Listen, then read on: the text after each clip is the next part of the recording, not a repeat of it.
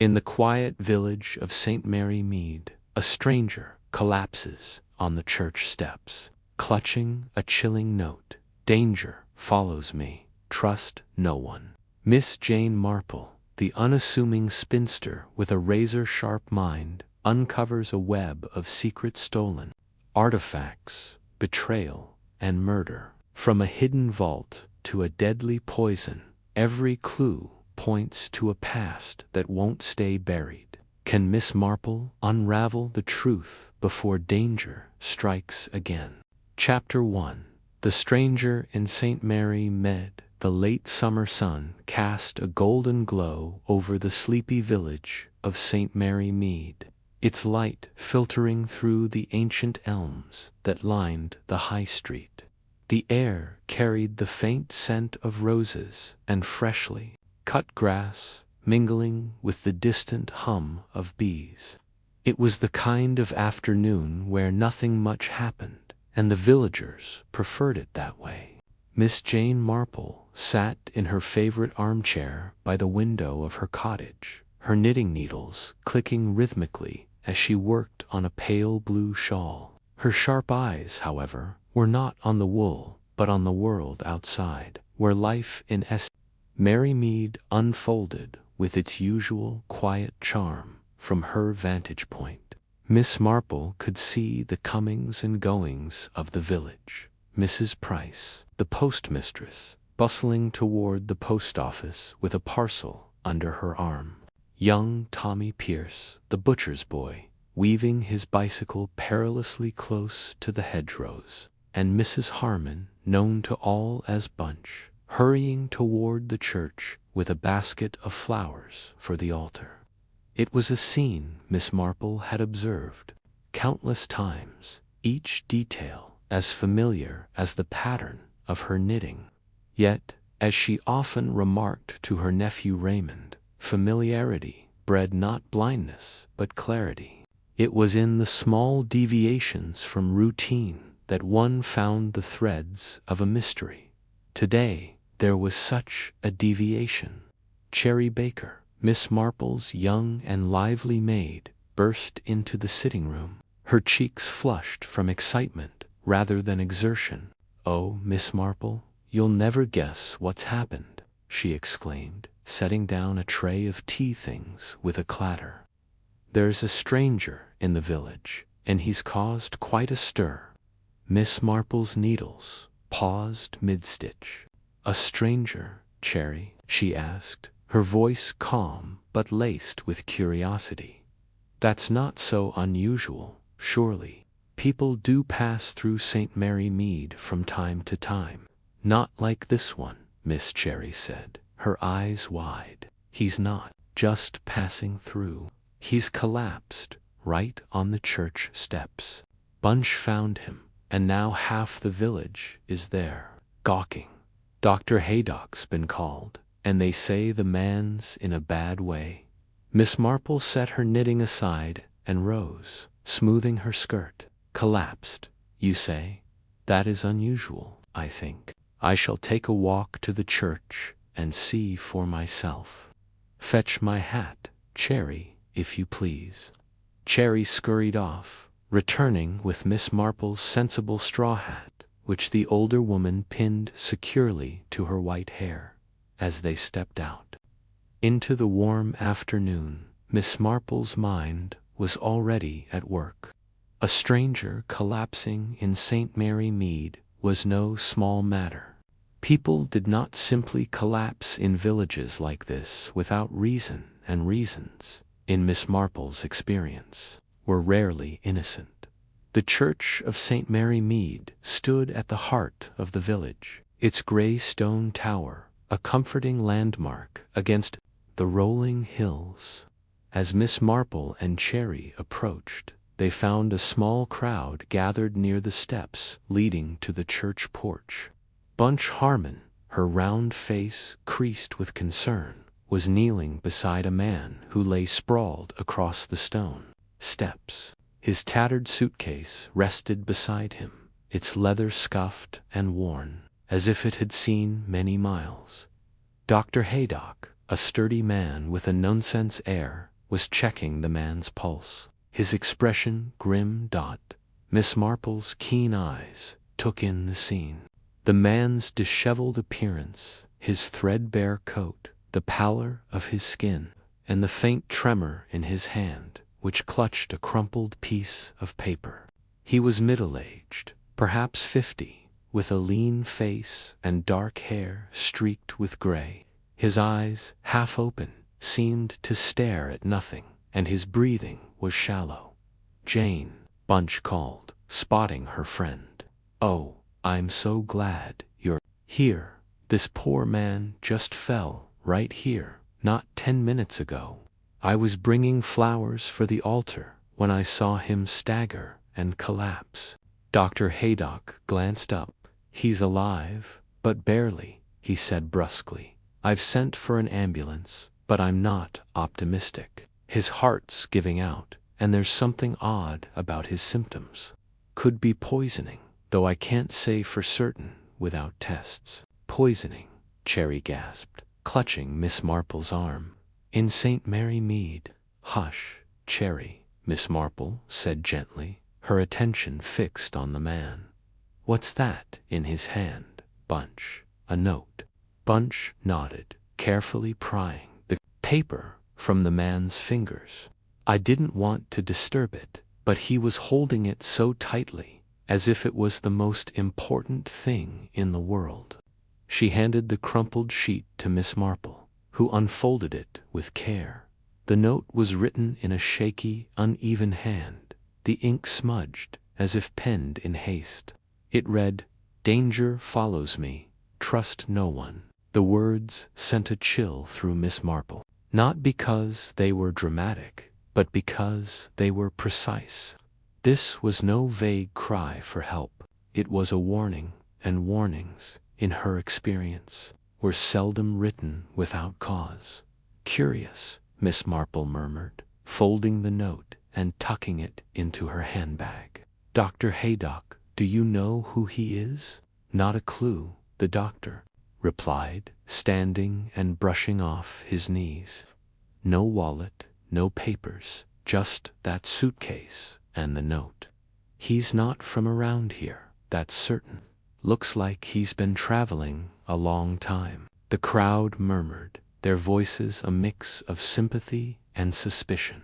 Mrs. Price, who had joined the group, leaned forward. "He was at the post office yesterday," she said. "Asked if I knew a Miss E.W., didn't say why, just looked nervous. And left when I said I'd need more details." "Miss E.W., Miss Marple repeated, her mind already sifting through the village's roster. "That could be Emily West, perhaps. She lives at Meadow View cottage, doesn't she?" "Oh, Emily," Bunch said, clapping a hand to her forehead. "That makes sense. She's so private, though." "Do you think this man knew her?" "Possibly," Miss Marple said, her tone neutral. "We shall have to ask her, but first we must see to this poor man." As if on cue, the wail of an ambulance siren echoed through the village. The crowd parted as 2 paramedics hurried to the scene, their equipment clattering. Miss Marple stepped back, watching as they worked on the stranger, their efforts swift but futile. Within minutes, Dr. Haydock shook his head. "He's gone," he said quietly. "Nothing more we can do." A hush fell over the crowd. Eth was no stranger to St. Mary Mead, but it was rarely so sudden, so public. Miss Marple's eyes lingered on the man's face, now still in death. There was something about him, a quiet dignity beneath the weariness, that suggested he had been more than a vagrant, and that note those words hinted at a story far larger than a single collapse on a church step. "Cherry, dear," Miss Marple said, turning to her maid, "would you fetch Inspector Craddock? I believe he's staying at the Blue Boar this week. Tell him Miss Marple requests his presence at once." Cherry nodded and dashed off, her energy a contrast to the somber mood. Miss Marple turned to Bunch. "And you, Bunch, might you keep an eye on that suitcase? It may hold clues to this man's identity." "Of course," Jane Bunch said, her practical nature taking over. "I'll make sure no one touches it until the police arrive." Miss Marple walked a short distance away, her mind racing. The note, the stranger, the mention of Miss E.W. These were pieces of a puzzle, and she was determined to fit them together. St. Mary Mead might seem a quiet place, but Miss Marple knew better than most that even the smallest villages could harbor secrets deep enough to kill. As the ambulance drove away, taking the stranger's body to the morgue, Miss Marple returned to her cottage. She sat by the window once more, her knitting untouched, and stared out at the church tower. The note's words echoed in her mind. "Danger follows me. Trust no one." Whoever this man had been, he had brought his danger to St. Mary Mead, and Miss Marple suspected it had not died with him. The afternoon wore on, and the village settled into an uneasy calm. Children played in the lanes, unaware of the drama that had unfolded, while the adults whispered in doorways and over garden fences. Miss Marple, however, was not one for idle gossip. She preferred facts, and facts were what she intended to find by the time Inspector Dermot Craddock arrived. His familiar figure striding up the garden path, Miss Marple had already begun to form a picture in her mind. Craddock, a young man with a sharp mind and a healthy respect for Miss Marple's instincts, greeted her warmly. "Miss Marple," Cherry said, "you needed me. Something about a dead man at the church." "Indeed, Inspector," Miss Marple said, gesturing to a chair. "A most curious case. A stranger, dead on the church steps, with a note that suggests he was running from something or someone." She handed him the note, and Craddock's brow furrowed as he read it. "This is ominous," he said. "Any idea who he was?" "Not yet," Miss Marple replied, "but I have a few thoughts. He mentioned a Miss E.W. to Mrs. Price, and I suspect that may be Emily West. She's a quiet woman, lives alone at Meadow View cottage. I don't know her well, but there's something in her manner that suggests a past not entirely free of trouble." Craddock nodded, jotting a note in his pocketbook. "I'll have my men check the suitcase and run a background on this fellow. If there's poison involved, as Dr. Haydock suspects, we'll need a full autopsy." "A wise course," Miss Marple said. "And you might look into the paper the note was written on. It's not the sort one finds in a village shop. It's foreign, perhaps European, and of good quality. Our stranger may have been a man of means, despite his appearance." Craddock smiled. "You've already got half the case solved, haven't you?" Miss Marple's eyes twinkled. "Not quite, Inspector, but I find that people, like villages, are rarely as simple as they seem. This man brought a mystery to St. Mary Mead, and I intend to unravel it." As Craddock left to begin his investigation, Miss Marple returned to her knitting, though her hands moved more slowly now, her mind elsewhere. She thought of Emily West, of the stranger's suitcase, of the note's stark warning. Somewhere in St. Mary Mead, or perhaps beyond, lay the truth about the lost traveler. And Miss Marple, with her quiet ways and sharp mind, was determined to find it. The evening drew in, casting long shadows across the village. Miss Marple lit a lamp and settled into her chair, her knitting a comforting rhythm against the growing unease. She knew, as she always did, that the first thread of a mystery had been pulled. Now it was only a matter of following it through the tangled web of human motives and secrets to its inevitable end. Chapter 2. The Fatal Note. Miss Jane Marple sat in her favorite armchair by the window of her cottage in St. Mary Mead, her knitting needles clicking softly as she worked on a pale pink shawl. The morning sun streamed through the lace curtains, casting delicate patterns on the polished oak floor. Her maid, Cherry, bustled about in the kitchen, humming a tune that floated faintly into the sitting room. The tranquility of the scene was almost perfect, but Miss Marple's sharp eyes, peering over her spectacles, betrayed a mind already turning over the curious events of the previous day. The stranger's collapse on the church steps had sent ripples of excitement through the village. St. Mary Mead was no stranger to gossip, but a death, particularly one so dramatic and mysterious, was rare enough to set tongues wagging from the vicarage to the post office. Cherry, always eager to share the latest tidbits, had recounted the story with relish over breakfast. The man, middle-aged and shabbily dressed, had been seen wandering near the church, his tattered suitcase clutched tightly in one hand. Mrs. Harmonbunch, as everyone called her, had found him slumped against the steps, his face pale and his breath ragged. Trust no one. He had died before he could utter more than a faint gasp, leaving the village to speculate wildly about who he was and what his ominous message meant. Miss Marple's fingers paused mid-stitch as she considered the note. It was, she thought, an extraordinary thing to leave behind. A warning, certainly, but to whom and about what?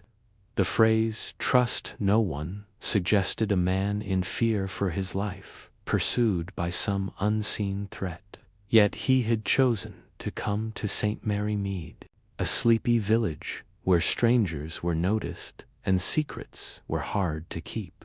Why here? What had drawn him to this quiet corner of England, only to meet his end on the church steps? "Cherry," Miss Marple called, setting her knitting in her lap. "Would you fetch my shawl from the hall? The one with the blue border. And perhaps you could tell me again what Mrs. Harmon said about that poor man." Cherry appeared in the doorway, wiping her hands on her apron. "Oh, Miss Marple, it's all anyone's talking about." Bunch said he looked dreadful, like he hadn't slept in days. His coat was all worn out, and that suitcase of his was falling apart at the seams. She thought he was just a tramp at first, but then she saw the note. Gave her quite a turn, she said. "Danger follows me." Sounds like something out of one of Mr. Raymond's detective stories, doesn't it? Miss Marple smiled faintly. Her nephew, Raymond West, was fond of writing thrillers, though she often found his plots a touch too sensational for her taste. Real mysteries, she knew, were rarely so theatrical. They were built on the small, human details: greed, fear, love gone wrong. "And the note itself," she prompted. "Did Mrs. Harmon say anything more about it?" Cherry nodded, her eyes bright with the thrill of the tale. "She said it was crumpled, like he'd been holding it tight for dear life. The writing was all shaky, and the paper was odd, not like the note paper you'd buy at Mr. T's shop. Bunch gave it to the vicar, and he passed it on to the police. They're all in a tizzy about it, I hear." "Thank you, Cherry," Miss Marple said, her mind already turning to the next step. "I think I'll take a walk to the vicarage this morning. It's such a fine day, and I'd like to hear more from Mrs. Harmon directly." Cherry raised an eyebrow but said nothing. She was used to Miss Marple's walks, which often led to quiet conversations and unexpected insights. "Shall I make you a cup of tea before you go, miss?" "No, thank you, Cherry. I'll have one at the vicarage. Bunch always makes a lovely pot." Half an hour later, Miss Marple stepped out into the crisp autumn air. Her blue shawl draped over her shoulders and her straw hat firmly in place. The village was alive with its usual rhythm, the clatter of milk bottles being delivered, the chatter of children on their way to school, the distant bark of a dog. Yet beneath it all, there was a hum of excitement, a sense that something extraordinary had disrupted the ordinary. The vicarage was a short walk from Miss Marple's cottage, down a lane lined with hedgerows, and past the church where the stranger had met his end. As she approached, she saw the churchyard gate swinging slightly in the breeze, as if inviting her to pause. She did, her eyes scanning the stone steps where the man had collapsed. There was nothing to see now. Of course, the police had been thorough, but Miss Marple had long ago learned that the absence of clues could be as telling as their presence. She made a mental note to ask Inspector Craddock about the exact position of the body and the suitcase. At the vicarage, Bunch welcomed her with her usual warmth. "Miss Marple, I was hoping you'd come." "Julian's in his study, fretting over his sermon, but I've got the kettle on. Come in, it's all so dreadful, isn't it?" Bunch led her to the cozy sitting room, where a fire crackled in the hearth. The vicarage was a cheerful, slightly untidy place, filled with books and children's toys. Bunch, with her round face and bright eyes, was the perfect vicar's wife, kind, practical, and utterly incapable of keeping a secret. Miss Marple settled into a worn armchair, accepting a cup of tea and a biscuit. "Now, Bunch," she began, her voice gentle but firm, "tell me everything you remember about that poor man. Every detail, no matter how small." Bunch sat across from her, cradling her own cup. "Well, it was just after lunch yesterday. I was coming back from the village shop when I saw him by the church. He was standing near the steps, looking about, as if he'd lost something. I thought he might be one of those ramblers who get turned around on the footpaths, you know. But then he staggered and fell, and I ran over to help. His face was so pale, and he was clutching that suitcase like it was the only thing keeping him alive. And the note, it was in his hand, all crumpled up. I didn't see it at first, but when I tried to help him sit up, it fell out. I read it before I realized what it was.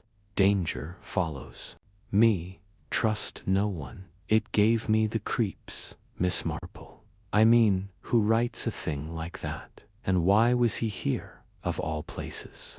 Miss Marple sipped her tea, her mind working. "Did you notice anything else about him? His clothes, perhaps, or anything he said?" Bunch frowned, thinking. His coat was old, but it looked like it had been good quality once, not the sort of thing a tramp would wear. He didn't say much, just a sort of gasp, like he was trying to speak but couldn't. "Oh, and the suitcase. It was leather, but so battered it was practically falling apart. The police took it, of course, along with the note." Miss Marple nodded, filing away each detail. The contrast between the man's worn appearance and the remnants of quality in his clothing suggested a fall from better circumstances. A man on the run, perhaps, or someone who had been living a double life. The note, though, was the key. Its brevity and urgency pointed to a specific threat, one he had felt compelled to record even as he fled. "I'd very much like to see that note," if possible, Miss Marple said.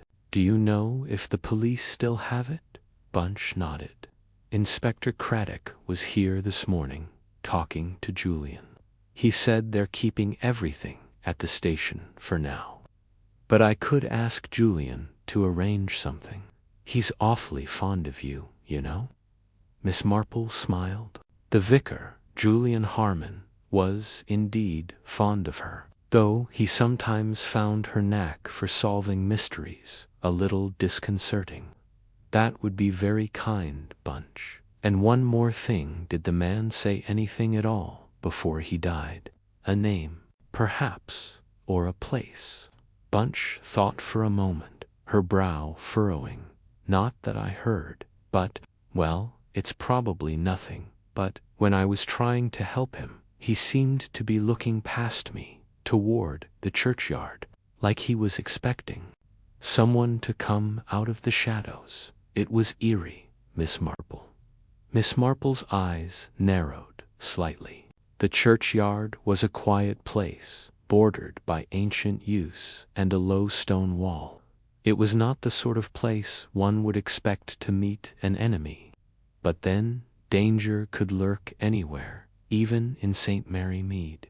She made another mental note to examine the churchyard later, perhaps with Cherry's help. After finishing her tea, Miss Marple thanked Bunch and made her way to the police station, a small brick building on the edge of the village. Inspector Dermot Craddock was there, looking harried, as he sorted through a pile of papers. He was a young man, sharp and capable, with a healthy respect for Miss Marple's insights, though he sometimes tried to hide it behind a professional demeanor. Miss Marple, he said, standing as she entered, I might have known you'd be here. I suppose you've heard all about our mysterious stranger. Indeed I have, Inspector, she replied, taking a seat. And I understand you have the note he was carrying. Might I see it? Craddock hesitated, then nodded. I don't see why not. You've helped us before, and this case is already shaping up to be a puzzle. He opened a drawer and retrieved a small evidence bag containing the crumpled note. He handed it to Miss Marple, who examined it carefully through her spectacles. Chapter 3. The Traveler's Trail. The morning sun filtered through the lace curtains of Miss Jane Marple's cottage, casting delicate patterns on the polished oak floor. She sat in her favorite armchair, her knitting needles clicking rhythmically as she worked on a pale blue shawl. The events of the previous day, the stranger's collapse on the church steps, the cryptic note, and the growing whispers of suspicion in St. Mary Mead had set her mind abuzz. While her hands moved with practiced ease, her thoughts were far from the soft wool in her lap. The stranger, now identified as Victor Lang, had brought a mystery to her doorstep, a mix of determination and mild frustration. He was a young man by Miss Marple's standards. About the deceased. Good morning, Miss Marple, he said, settling into the chair opposite her.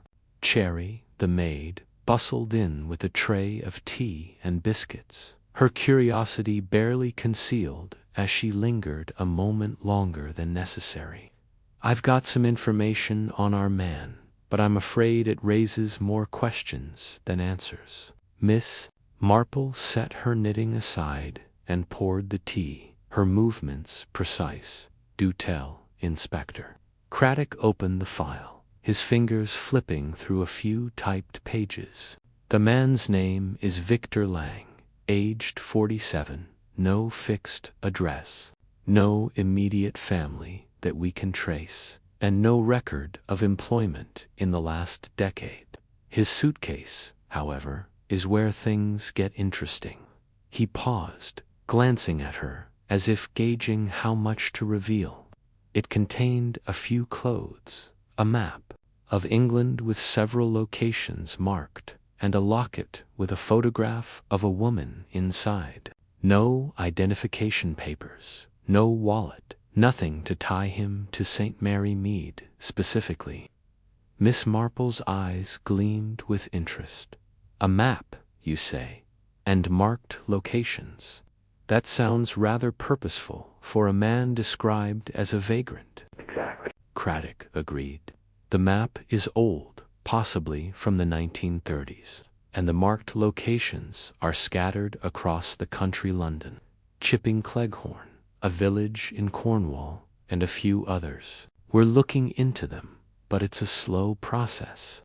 As for the locket, the photograph is faded, but it shows a young woman, perhaps in her 20s. There's an inscription, but it's too worn to read clearly.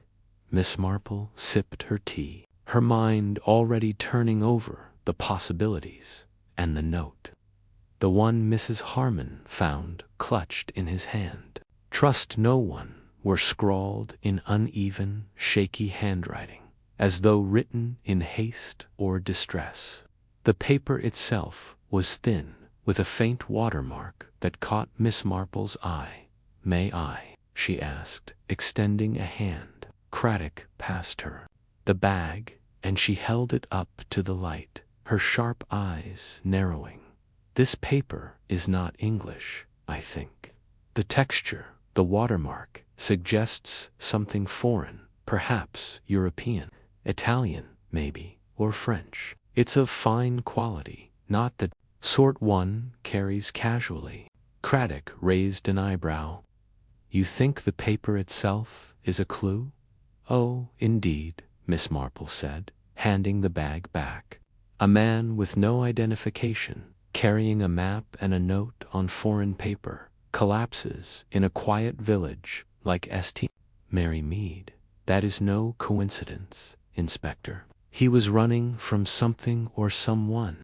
"We're having it analyzed," Craddock said, "but I'd value your thoughts. You have a knack for seeing what others miss." Miss Marple smiled faintly, accustomed to such compliments, yet never swayed by them. "I'd like to see the map, if I may, and the locket, too, Miss Marple. I must warn youth, this may be more dangerous than it seems. If Victor Lang was poisoned, as Dr. Haydock suspects, then whoever did it. I shall be careful, Inspector. But I find that danger often reveals itself when one looks closely enough." After Craddock departed, Miss Marple returned to her knitting, though her mind was far from idle. The map intrigued her most of all. A man like Victor Lang, with no apparent ties to St. Mary Mead, did not end up here by chance. That hinted at a personal connection, a woman who might hold the key to his purpose. By midday, Miss Marple made her way to the small police station on the edge of the village. It was a modest building, more suited to handling lost bicycles than mysterious deaths, but Craddock had set up a temporary office in the back room. He greeted her warmly and led her to a table where Victor Lang's possessions were laid out under the watchful eye of a young constable. The map was spread out first, its edges worn but the ink still clear. It was a detailed map of England, with 6 locations marked by small red crosses. Miss Marple leaned over it, her glasses perched on her nose. "London, of course," she murmured, noting the cross near Bloomsbury. "Chipping Cleghorn. Now that's interesting. And this one in Cornwall, near St. Ives. The others are less familiar, but I dare say they're worth investigating."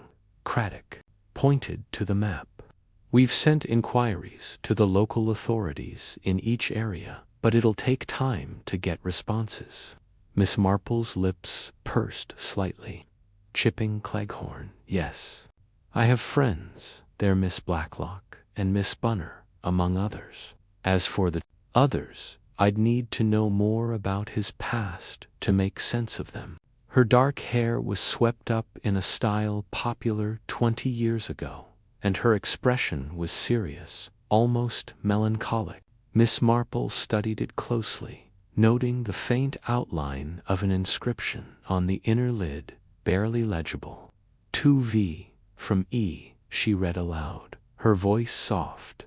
"E could be anyone, of course, but it's a start." Craddock frowned.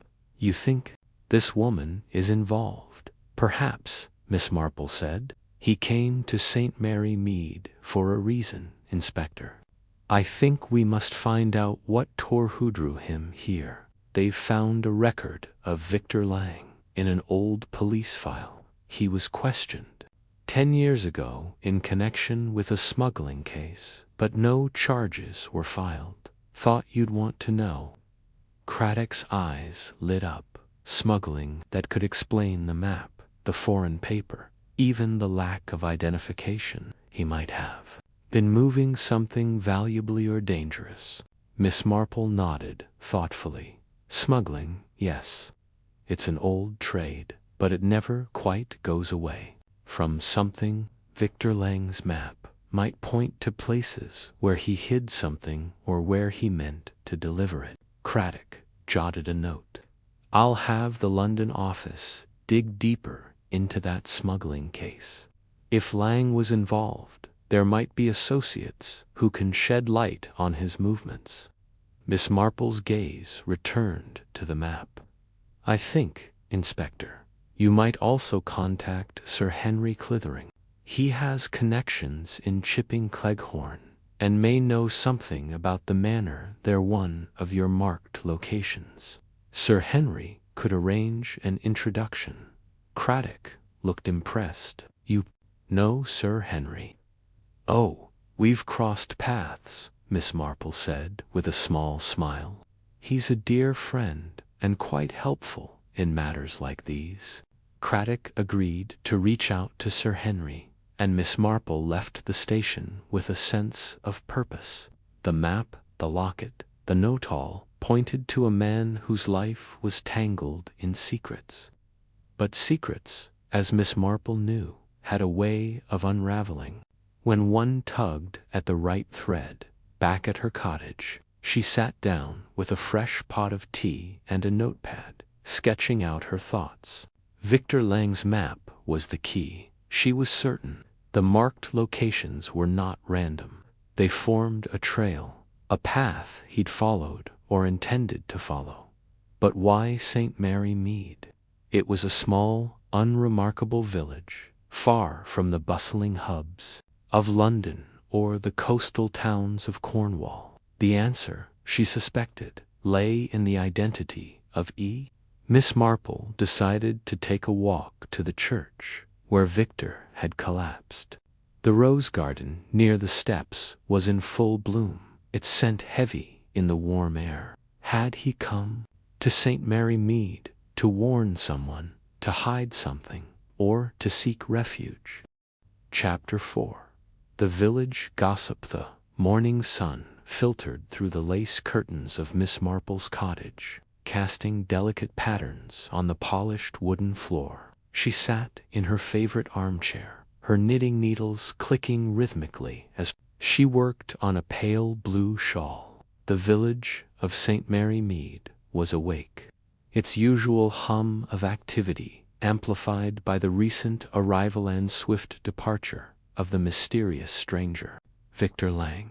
His death on the church steps, clutching that cryptic note, had set tongues wagging, and Miss Marple knew that the local tea shop, the Blue Teapot, would be the epicenter of the village's speculation. She set her knitting aside, adjusted her spectacles, and glanced at the clock. It was just past 10, the perfect time to venture out. The villagers would be gathered, sipping tea and exchanging theories, their voices a tapestry of half-truths and keen observations. Miss Marple had long ago learned that gossip, while often dismissed as idle chatter, held fragments of truth that could be pieced together like a patchwork quilt. With her straw hat in hand and a shawl draped over her shoulders, she stepped out into the crisp morning air. The Blue Teapot was a quaint establishment at the heart of St. Mary Mead. its whitewashed walls and flower boxes giving it a charm that drew locals and the occasional passer-by. As Miss Marple approached, the bell above the door jingled, announcing her arrival. The small room was alive with conversation, the clink of teacups mingling with the murmur of voices. Mrs. Price, the postmistress, held court at a corner table. Miss Hartnell, ever the skeptic, sat opposite, her lips pursed in disapproval, wiping his hands on his apron and nodding thoughtfully. Miss Marple slipped into a chair near the window, her presence barely noticed amidst the buzz. She ordered a pot of Earl Grey and a scone, her eyes twinkling as she listened to the conversations swirling around her. The topic, unsurprisingly, was Victor Lang. "I saw him, you know, Mrs. Price," declared, her voice carrying over the din, "right there at the post office, not 2 hours before he collapsed. He was asking about someone Miss E.W., he said. Wanted to know if she still lived at Meadow View cottage." Miss E.W. Miss Hartnell snorted, adjusting her hat. "That'd be Emily West, wouldn't it? That peculiar woman who keeps to herself." Mrs. Price leaned forward, her voice dropping to a conspiratorial whisper. "He seemed desperate, if you ask me. Kept looking over his shoulder, like he thought someone was following him. And that suitcase of his shabby thing, but he clung to it like it was full of gold." Miss Marple sipped her tea, her mind working, as she absorbed the details. Emily West. The name was familiar, of course. Meadow View cottage was on the edge of the village, a small ivy-covered house that seemed to shrink into the landscape, much like its owner. She had arrived in St. Mary Mead some years ago, polite but distant, and had since kept to herself, tending her garden and avoiding the village's social circles. Miss Marple recalled a fleeting encounter at the annual flower show. Emily's roses had taken first prize. Lang's inquiry piqued Miss Marple's interest. Why would a stranger, a man with no apparent ties to St. Mary Mead, seek out Emily West? And what of the note? "Danger follows me. Trust no one." Miss Marple's fingers itched to unravel the thread, but she needed more pieces of the puzzle. She glanced at Mr. Tuttle, who had joined the conversation, his ruddy face serious. "I saw him too," he said, his voice gruff. "Came into my shop the morning he died. Bought a loaf of bread and a bit of cheese, but he wasn't eating like a man who was hungry. Kept muttering to himself something about a delivery gone wrong. I didn't think much of it at the time, but now, that note, Mrs. Harmon showed it to me at the vicarage. Danger follows me. Sounds like something out of a detective novel. I'll wager he was mixed up in something unsavory. Smuggling, perhaps, or worse." The word smuggling sent a ripple through the tea shop, and Miss Marple noted the way the other patrons leaned closer, eager for more. She herself remained silent, her expression one of mild interest, though her mind was racing. Smuggling was a leap, but not an unreasonable one. Victor's tattered suitcase, the foreign paper of the note, the map with its marked locations, all hinted at a life spent crossing borders, perhaps carrying more than just personal belongings. And Emily West's name surfacing so soon after his arrival, the upcoming church fate. Miss Marple finished her tea and rose, her movements unhurried. A visit to Emily West was in order, but it would require tact. Emily was not the sort to welcome prying, and Miss Marple had no intention of alarming her. Yet the questions were mounting. What had Victor Lang wanted with her? Why had he seemed so afraid? And what, if anything, did Emily know about his death? with wildflowers and the occasional cottage with its neatly trimmed lawn.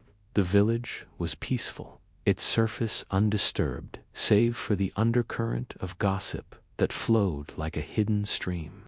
Miss Marple knew that beneath the calm lay secrets, small and large, waiting to be uncovered. She had seen it before: jealousies, betrayals, even murder. Over the borders, their scent heavy in the air. Miss Marple paused at the gate, noting the curtains drawn tightly across the windows. Emily West was home, but whether she would welcome a visitor was another matter. She knocked gently, the sound echoing in the stillness. After a moment, the door opened a crack, and Emily's pale face appeared, her eyes wary. She was a slight woman, her hair streaked with gray and pulled back in a severe bun. Her dress, though neat, was faded, and her hands twisted nervously in her apron. "Good morning, Miss West," Miss Marple said, her voice warm and disarming. "I hope I'm not disturbing you.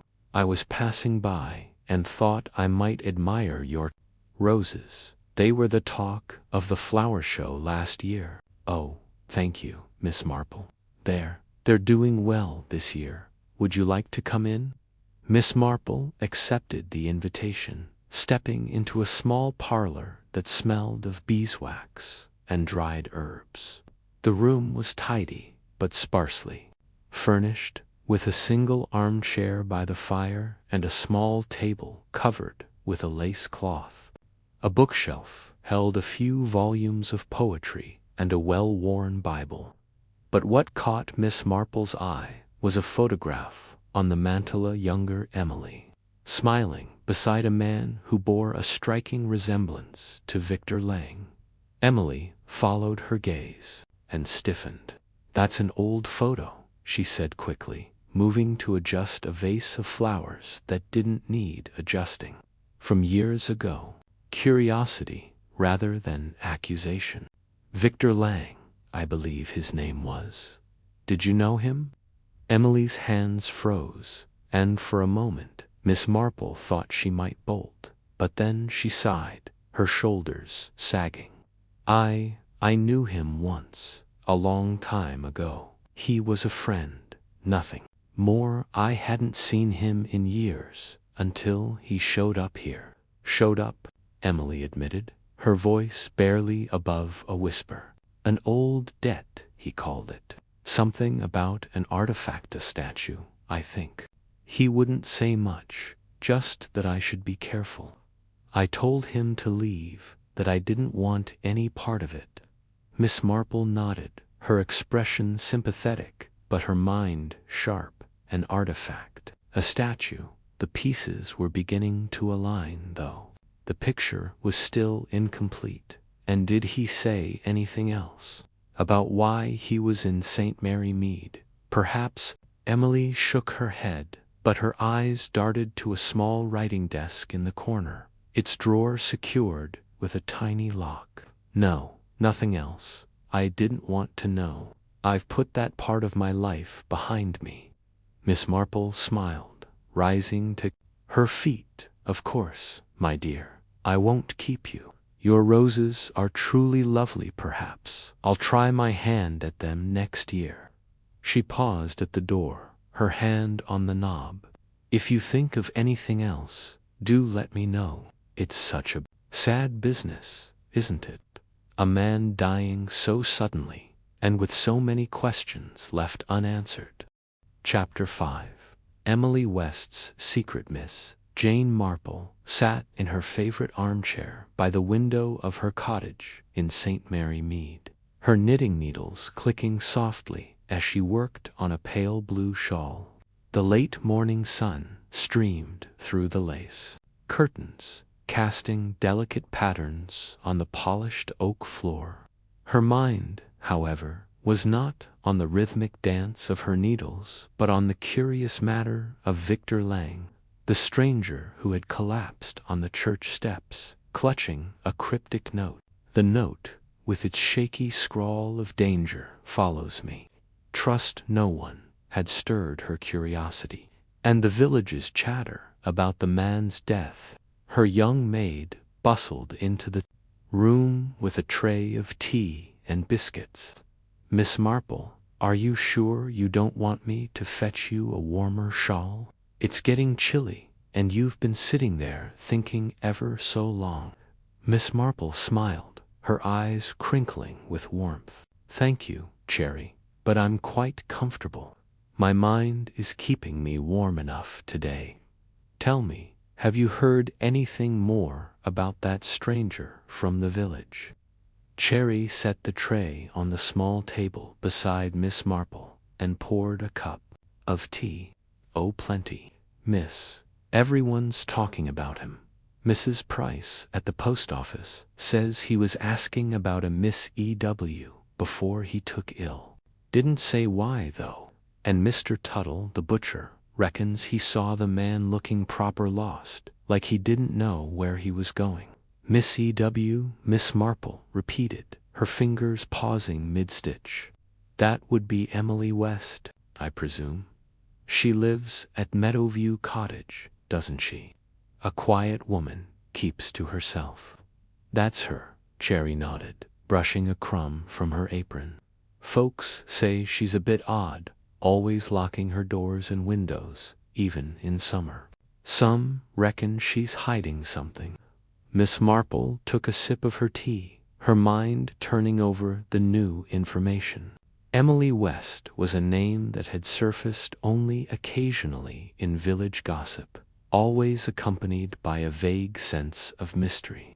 She was a spinster in her late 50s, with a reserved manner and a habit of avoiding social gatherings. Miss Marple had seen her once or twice at church, always seated in the back pew, her eyes downcast, her gloved hands folded neatly in her lap. There was something about Emily West, something guarded, perhaps even fearful, that piqued Miss Marple's interest. "I think," Miss Marple said, setting her teacup down, "that I shall pay Miss West a visit. It's only neighborly, after all, to check on her, especially with all this talk of a stranger asking after her." Cherry raised an eyebrow. "You think she knew that man, Miss Marple?" "I don't know, Cherry," Miss Marple replied, her tone thoughtful. "But I find it curious that a man should come to St. Mary Mead, ask for Miss E.W., and then die so suddenly, leaving behind a note warning of danger. It's a thread worth tugging, don't you think?" Cherry grinned. "You've got that look in your eye, miss? The one that says you're on to something? Shall I fetch your coat?" "Not just yet," Miss Marple said, rising from her chair with a sprightliness that belied her age. "I'll finish this row first. One mustn't rush a good shawl or a good mystery." By early afternoon, Miss Marple was walking along the narrow lane that led to Meadow View cottage, her sturdy shoes crunching on the gravel. The cottage was a modest affair, tucked behind a low stone wall overgrown with ivy. Its windows were small and curtained, giving it a closed-off, secretive air. A neat garden bordered the path, but the roses were overgrown, their petals scattered on the ground as if neglected. Miss Marple noted the air of disuse. It was the sort of detail that often spoke louder than words. She knocked on the door, her gloved hand firm but polite. After a moment, the door creaked open, and Emily West appeared. She was a thin woman with sharp features, her gray hair pulled back in a tight bun. Her eyes, a pale blue, darted nervously as she took in her visitor. "Miss Marple," Emily said, her voice low and cautious. "What a surprise! To what do I owe the pleasure?" "Good afternoon, Miss West," Miss Marple said, her smile disarming. "I was passing by and thought it might be nice to have a chat. May I come in?" Emily hesitated, her hand tightening on the doorframe. "Oh, well, I suppose so. It's not a very convenient time, but please do come in." The sitting room was small but tidy, with a faded rug and a single armchair by the fireplace. A bookshelf held a few volumes of poetry and a worn Bible. But what caught Miss Marple's eye was a small desk in the corner, its surface bare except for a single photograph in a silver frame.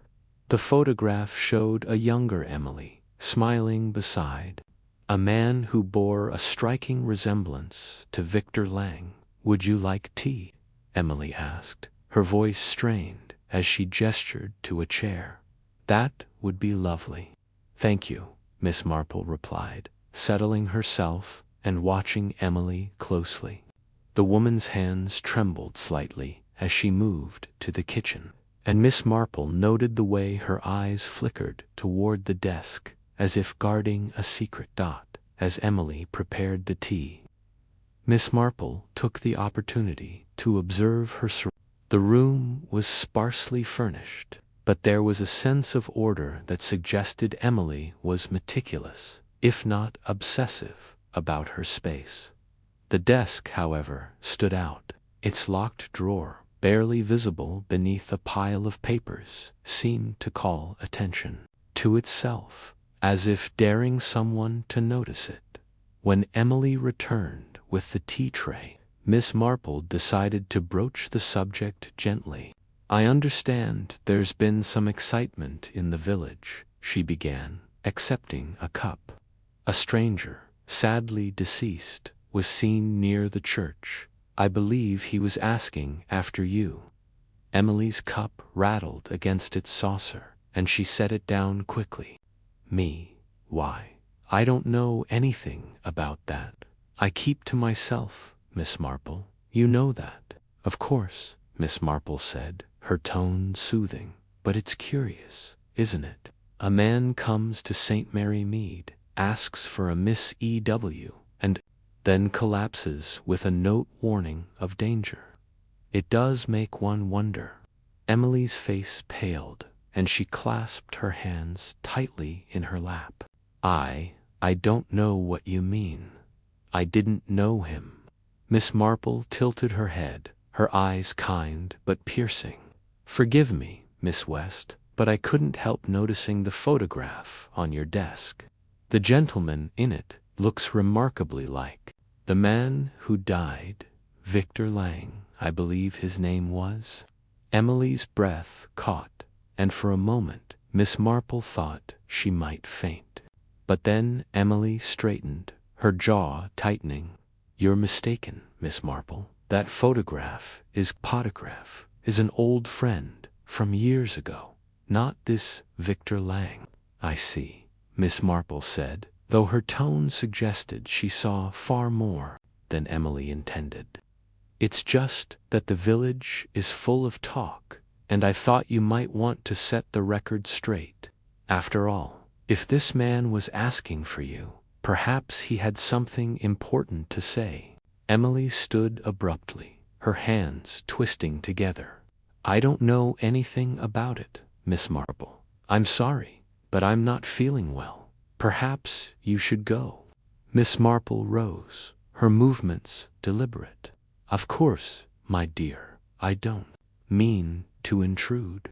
But if you do remember anything about Victor Lang, or why he might have come here, I'd be happy to listen. Sometimes sharing a burden makes it lighter."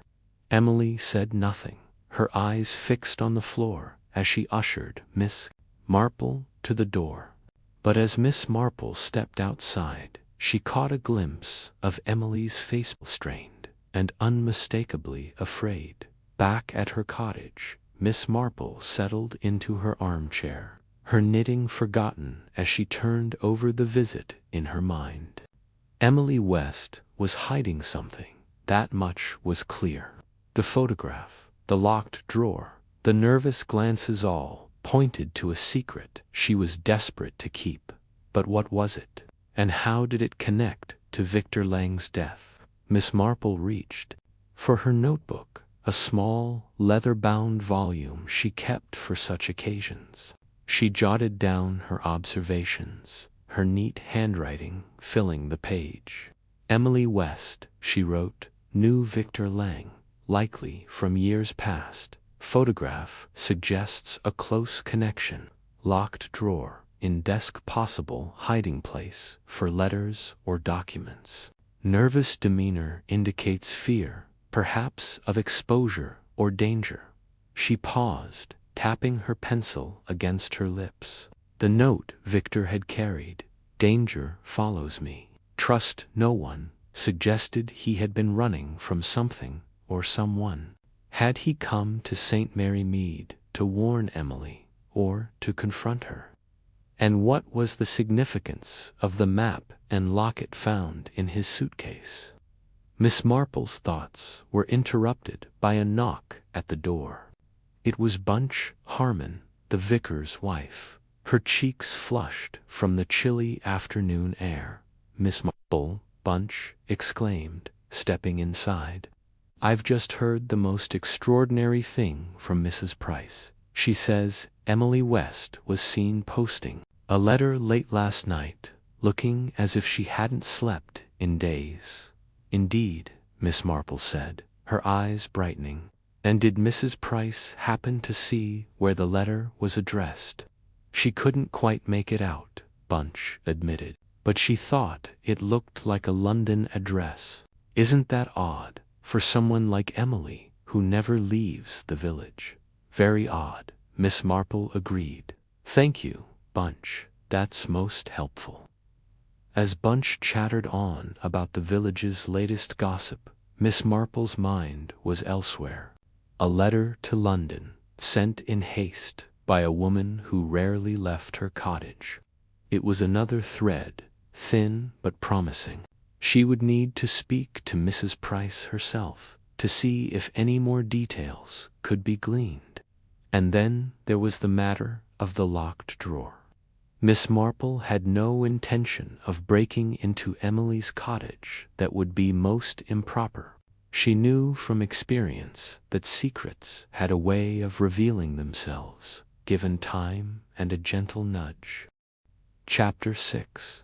The Map's Cluesmas. Jane Marple sat in the cozy drawing room of her nephew Raymond West's London flat. The late afternoon light cast soft shadows across the room, illuminating the map that lay spread across the mahogany table. It was a curious artifact, tattered at the edges, its creases worn from repeated folding. The map, found in Victor Lang's suitcase, was no ordinary road map, but a detailed chart of southern England. Circles and faint pencil lines that seemed to connect obscure villages and landmarks. Raymond, ever the enthusiastic amateur detective, leaned over the table, his brow furrowed in concentration. "This is no holiday itinerary, Aunt Jane," Raymond said, adjusting his spectacles. "These markings are deliberate, almost like a code. Look here, this cross near Chipping Cleghorn. It's precise, right on the edge of what must be Ashford Manor." Miss Marple nodded, her lips pursed thoughtfully. "Indeed, Raymond. Victor Lang was not a man wandering aimlessly. These marks suggest purpose, perhaps even urgency. And Chipping Cleghorn, why, that's where Sir Henry Clithering's friend, Lord Ashford, lives, is it not?" Raymond's eyes lit up. "Exactly. You'd catch that. Sir Henry mentioned Lord Ashford just last month when we dined together. He's a collector of antiquities, isn't he? Egyptian artifacts, if I recall correctly." "Egyptian, you say?" Miss Marple's voice was soft, but her mind was racing. The mention of Egyptian artifacts tugged at a thread in her memory. Emily West's nervous admission about Victor's connection to a stolen artifact, possibly from his days as a courier. Could the map's markings point to a hiding place, or perhaps a meeting point tied to that artifact? She leaned closer, her finger hovering over the red cross near Chipping Cleghorn. We must speak with Sir Henry at once. He may know more about Lord Ashford's collection, and whether Victor Lang ever crossed paths with him. I'll ring Sir Henry now. He's in London this week, I believe. With any luck, he can arrange for us to visit Ashford Manor." Miss Marple smiled faintly, her mind already piecing together the puzzle. "Very good, Raymond, but do be discreet. If Victor's map is tied to something as valuable as a stolen artifact, we must tread carefully. Danger, as his note warned, may still be following his trail." By the next morning, arrangements were made. Sir Henry Clithering, ever obliging, when it came to Miss Marple's inquiries, had telephoned Lord Ashford. The train journey from London to Chipping Cleghorn was pleasant, the countryside rolling past in a blur of green fields and quaint villages. Miss Marple, her knitting bag tucked beside her, gazed out the window, her thoughts drifting to Victor Lang. Who was he, really? A courier, Emily had said, but for whom? And why had he come to St. Mary Mead, only to die clutching a note that spoke of danger? Raymond, seated opposite, was less contemplative. "I say, Aunt Jane, this feels like one of my novels coming to life. A mysterious traveler, a cryptic map, a grand manor. There's a story here. I can feel it." Miss Marple's eyes twinkled. "Life, Raymond, is often more complex than your novels. But I confess there is something theatrical about this affair. Victor Lang's note, danger, follows me. People, you know, often reveal more than they intend." The train slowed as it approached Chipping Cleghorn, and soon they were stepping onto the platform where a chauffeured car awaited, courtesy of Lord Ashford. The drive to Ashford Manor was short but picturesque, the road winding through hedgerows, and past a shimmering lake that reflected the late summer sky. Catching her eye, roses, she thought, recalling the cryptic mention of a rose garden in Emily West's locked drawer. Could there be a connection?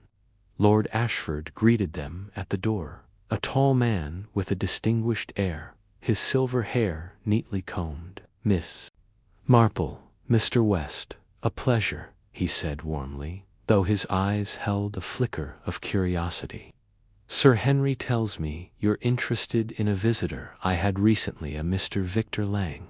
"Indeed, Lord Ashford," Miss Marple replied, her tone gentle but probing. "We believe he may have been in some trouble. Did he mention why he came to see you?" Lord Ashford led them into a grand drawing-room, its walls lined with portraits, and glass cases displaying artifacts, statuettes, vases, and fragments of ancient pottery. "He was here just 3 days ago," Lord Ashford said, gesturing for them to sit. "A rather odd fellow, I must say. He asked about an Egyptian statuette, a small falcon figure from the New Kingdom period. Claimed it was part of a collection he'd once handled. I told him I had no such piece, though I do have a few Egyptian items." "Did he seem distressed, or perhaps afraid?" Lord Ashford frowned, considering. "Distressed, yes." He kept glancing out the window, as if expecting someone to follow him. Raymond leaned forward. "Did he show you a map, by any chance?" "No map, I'm afraid. Said something about a meeting place. I thought it odd, but I didn't press him." Miss Marple's mind seized on the mention of the lake. Significant. "Might we see the lake, Lord Ashford?" she asked. "It may help us understand Mr. Lang's intentions. She knows the grounds better than anyone." Clara Ashford appeared moments later, a young woman in her late 20s, with striking dark hair and a reserved demeanor. "I'd be happy to show you," she said. To emerge. The lake itself was serene, bordered by willows and a small stone bench. Miss Marple paused, her gaze sweeping the area. "A lovely spot," she remarked. "Did you ever see Mr. Lang here, Miss Ashford?" Clara hesitated, her head. "No, I didn't. I heard father mention his visit, but I never met the man." Miss Marple nodded, though she sensed Clara was not being entirely truthful. The girl's nervousness, coupled with her quick denial, suggested she knew more than she let on. "And the groundskeeper," Miss Marple continued, "did he mention anyone else near the lake that day? A man in a dark coat, perhaps?" Clara's face paled slightly. I don't know. You'd have to ask Mr. Gibbs, our groundskeeper. He's always about tending the gardens." Raymond, ever eager, chimed in. "This lake seems like a key piece of the puzzle." As they returned to the manor, Miss Marple's thoughts churned. The lake, the map, the statuette, all pointed to a hidden truth. Clara's unease, too, hinted at a deeper involvement. Back in the drawing room, Lord Ashford offered tea, which Miss Marple accepted graciously. Statuette. "Lord Ashford, you mentioned you have no falcon figure in your collection." Lord Ashford's expression grew guarded. "My collection is entirely legitimate." "Of course," Miss Marple said, her tone soothing. "But if Victor Lang believed this statuette was here, he must have had reason. Perhaps he was mistaken, or perhaps someone else in the area was involved." Clara, who had rejoined them, set her teacup down with a clink. "I'm sure it was a mistake," she said quickly. Miss Marple's eyes met Clara's, and for a moment the room seemed to hold its breath. "Perhaps," she said softly. "But Victor Lang was no ordinary vagrant, my dear, and his ideas, mistaken or not, cost him his life." That evening, as the sun dipped below the horizon, Miss Marple and Raymond walked the grounds with Mr. Gibbs, the groundskeeper. He was a weathered man in his 60s, with a gruff voice and a keen eye for detail. I saw Mr. Lang that day," he said, pointing toward the lake. "He was by the bench, talking to a man in a dark coat. Couldn't hear what they said, but it looked heated. The other fellow walked off toward the woods, and Mr. Lang sat there for a while, looking like he'd seen a ghost." "Did you recognize the man in the dark coat?" Miss Marple asked. Gibbs shook his head. "Not from around here, tall, broad-shouldered, wore a hat pulled low." Chapter 7. A visit to Ashford Manor. The train to Chipping Cleghorn rattled through the countryside, its rhythmic clatter a soothing backdrop to Miss Jane Marple's thoughts. She sat by the window, her knitting needles clicking softly, her eyes tracing the patchwork of fields and hedgerows that blurred past. The journey was not long, but it gave her ample time to ponder the tangled threads of Victor Lang's death. The map found in his suitcase, with its cryptic markings, had pointed her here, to Ashford Manor, the grand estate of Lord Ashford, a friend of her old acquaintance, Sir Henry Clithering. Miss Marple adjusted her shawl and tucked her knitting into her bag as the train slowed, the platform of Chipping Cleghorn station coming into view. Sir Henry had arranged for a car to meet her at the station, and as she stepped onto the platform, a young driver in a neat cap tipped his hat and led her to a polished Bentley. "Miss Marple, I presume," he said with a polite smile. "Lord Ashford's expecting you." She nodded graciously, settling into the plush back seat, her mind already turning over the questions she would ask. Victor Lang had visited this manor only days before his collapse in St. Mary Mead, inquiring about a missing Egyptian statuette. The connection was no coincidence, she was certain, and the manor held answers she intended to uncover. The drive to Ashford Manor wound through narrow lanes lined with ancient oaks, their branches forming a canopy that dappled the sunlight. The estate itself emerged like a vision from a storybook, a sprawling Georgian mansion with ivy-clad walls, tall chimneys, and windows that glinted in the late morning sun. The gravel drive crunched under the car's tires as they approached the entrance, where Lord Ashford himself stood waiting, a tall man with silver hair and a warm, if slightly formal, smile. "Miss Marple," he said, extending a hand as she stepped from the car. "Sir Henry speaks so highly of you. I'm delighted you could come, though I confess I'm puzzled by this business about the stranger." "Thank you, Lord Ashford," she replied, her voice gentle but her eyes sharp. "I'm afraid it's a rather troubling matter. The man who died in St. Mary Mead, Victor Lang, visited your estate recently, I understand. I'd like to learn more about his purpose here." Lord Ashford's brow furrowed, and he gestured for her to follow him inside. The entrance hall was grand, with a marble floor and a chandelier that sparkled overhead.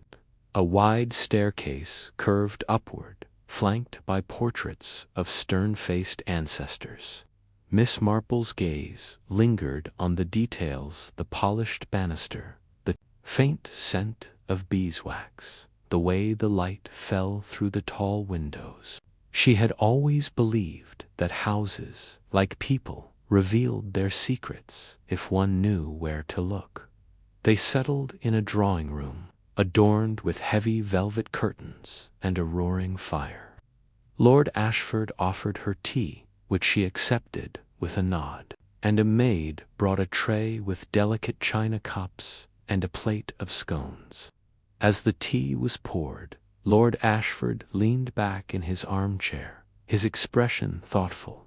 "Victor Lang," he began, "came to the manor about a week ago. He was an odd fellow, nervous, kept looking over his shoulder as if he expected someone to pounce. He said he was a historian, researching artifacts from the Ashford collection. Specifically, he asked about an Egyptian statuette, a small thing, no bigger than a hand, from the 18th dynasty. It's been missing from our collection for years." Miss Marple sipped her tea, her eyes never leaving his face. "Missing? How curious. Was it stolen?"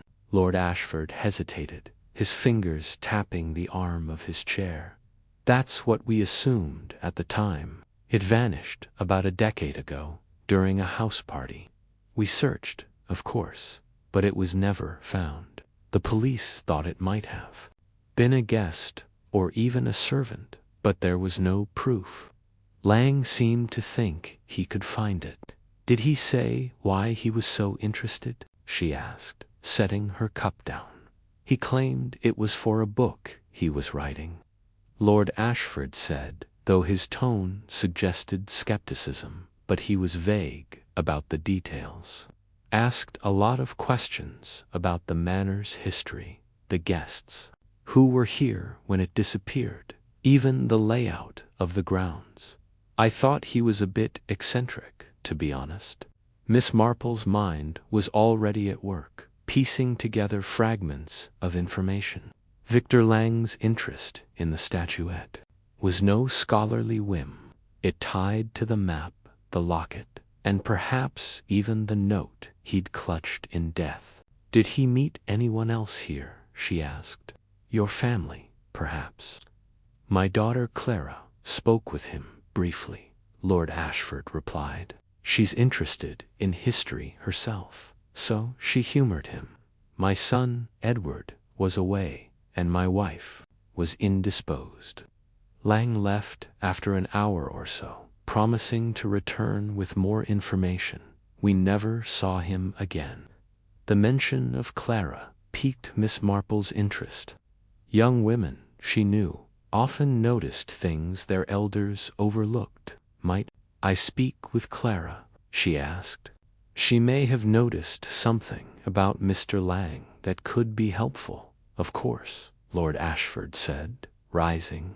She's in the garden, I believe. I'll have her join us. As he left to fetch his daughter, Miss Marple stood and wandered to the window, looking out over the manicured lawns. Beyond the formal gardens, she could see the lake, its surface shimmering in the sunlight. The groundskeeper's story, relayed by Sir Henry, lingered in her mind. Victor Lang had been seen arguing with a man in a dark coat near that very lake. The image nagged at her, a thread waiting to be pulled.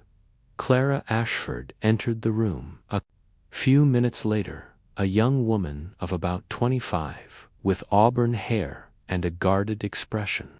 She wore a simple dress, but her movements were tense, her hands twisting a handkerchief as she sat. Father says, "You're here about the man who died," she said, her voice soft but wary. "Yes, my dear," Miss Marple said kindly, resuming her seat. "Victor Lang, you spoke with him when he visited, I understand. Can you tell me what he said?" Clara glanced at the door, as if ensuring they were alone. "He was strange," she said. "Kept asking about the statuette, but not like a historian would. Was more personal, like he was desperate to find it. He mentioned a woman named Emily, said she'd know where it was. I told him I didn't know any Emily, but he seemed convinced she was connected to the Manor." Miss Marple's heart quickened. Emily West, the reclusive spinster from St. Mary Mead, had admitted to knowing Victor. The connection was growing clearer, but Clara's unease suggested more to the story. "Did he say anything else?" Miss Marple pressed gently. "Anything about why he needed the statuette?" Clara hesitated, her eyes darting to the window. "He said it was a matter of life and death. I thought he was exaggerating, but he looked so frightened. I didn't know what to make of it." Miss Marple nodded, her expression serene but her mind racing. Clara was holding something back, she was certain of it. The girl's nervous gestures, the way she avoided eye contact, reminded Miss Marple of her niece's friend, Lucy, who had once tried to hide a secret engagement. "You've been very helpful, Clara," she said. "If anything else comes to mind, you'll let me know, won't you?" Clara nodded quickly, almost too quickly, and excused herself, claiming she had errands to run. Miss Marple watched her go, noting the way she glanced back, as if afraid of being followed. There was something about Clara's behavior that didn't quite fit, and Miss Marple resolved to keep an eye on her. Lord Ashford returned, offering to show her the Manor's collection of artifacts, hoping it might shed light on Victor's visit. They walked through a long gallery lined with glass cases, each containing treasures from the Ashford family's travels, jade carvings, Roman coins, and a few Egyptian relics. Miss Marple paused at an empty case, its velvet lining faded where the statuette had once sat.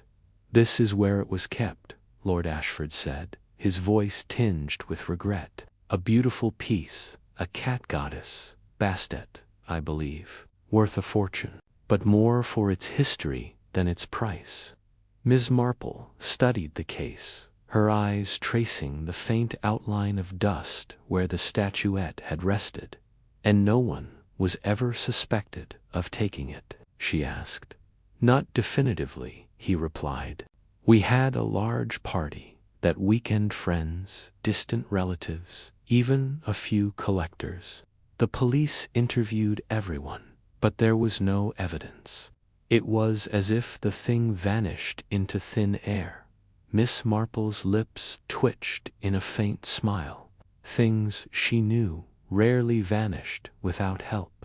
"Might I see the grounds?" she asked. particularly the lake.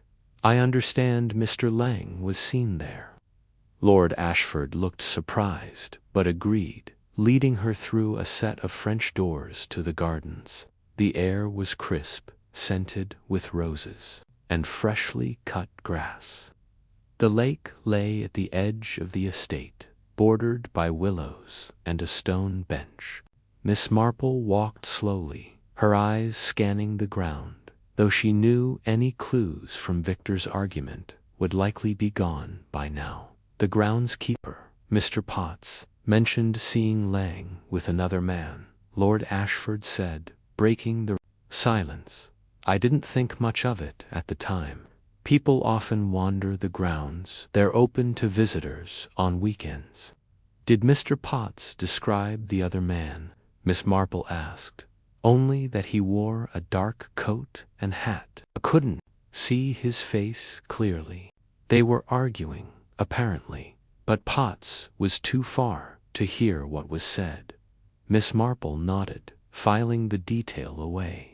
The dark-coated man was becoming a recurring figure, first seen in St. Mary Mead, and now here.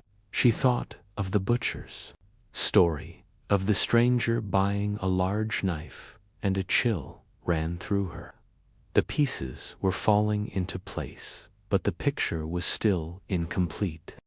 Chapter 8. The dark-coated man. Miss Jane Marple sat in her favorite armchair by the window of her cottage in St. Mary Mead, her knitting needles clicking softly as she worked on a pale pink shawl. The late afternoon light filtered through the lace curtains, casting delicate patterns on the floor.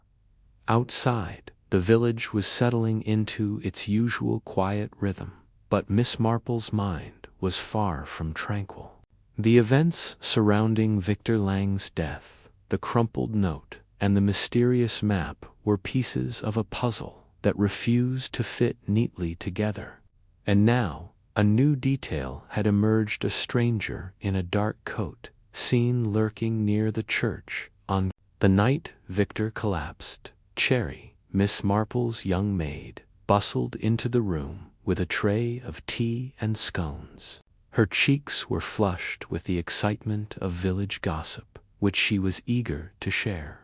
Miss Marple, you'll never believe what I heard at the market this morning, she said, setting the tray down on the small table beside the armchair. Mrs. Tuttleshe's, the butcher's wife. You know, she says she saw a man in a dark coat near the church the night that poor Mr. Lang died. Said he was skulking about, looking all suspicious-like. Miss Marple's needles paused mid-stitch, her sharp blue eyes meeting Cherry's. Did she, now? She murmured, her voice calm but laced with curiosity. And what exactly did Mrs. Tuttle say about this man? Cherry poured the tea, her hands moving quickly as she recounted the details. Well, she said he was tall, with a hat pulled low over his face, so she couldn't see much of him. But she swears he was up to no good, standing in the shadows by the churchyard gate. And then, when she passed by later, he was gone, just vanished. Don't you think that's queer, Miss Marple? Very queer indeed, Miss Marple replied, taking a sip of her tea. Her mind was already turning over the possibilities. Seen near the church on the very night Victor Lang collapsed, with that ominous note in his hand. Danger follows me. Trust no one. It was too much of a coincidence to dismiss. She set her teacup down and leaned forward slightly. Did Mrs. Tuttle mention anything else? Did she see where he went, or perhaps what he was carrying? Cherry shook her head, her dark curls bouncing. No, she didn't say. But she did mention that her husband, Mr. Tuttle, sold a knife to a stranger a few days before. A big one, the kind you'd use for carving meat. She thought it might be the same man, though she wasn't sure. Oh, Miss Marple, do you think he's the one who did Mr. Lang in? Miss Marple smiled faintly, her expression one of gentle reproof. "Now, Cherry, we mustn't jump to conclusions. Gossip is like a half-finished tapestry, full of loose threads that can lead you astray if you're not careful. But this is certainly worth looking into.